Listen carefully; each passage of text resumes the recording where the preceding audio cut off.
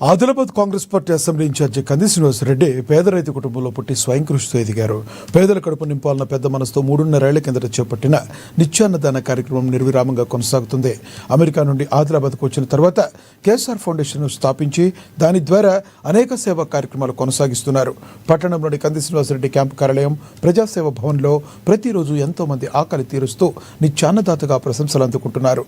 అన్ని దానాల్లోకెల్లా ఆకలి తీర్చే అన్నదానం ఎంతో గొప్పదన్న ఆలోచనతో ఇంత మంచి కార్యక్రమాన్ని కొనసాగిస్తున్నారు.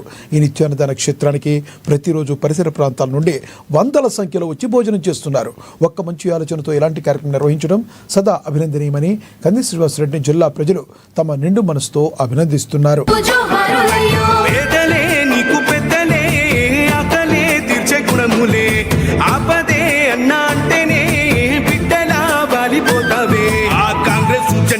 దండువన్నా నిరుపేద జనముకు నీడవన్నా నూరేళ్ళు వర్తిల్లు అన్నా మాయన్నా అన్న కంది శ్రీనివాస రెడ్డన్నా.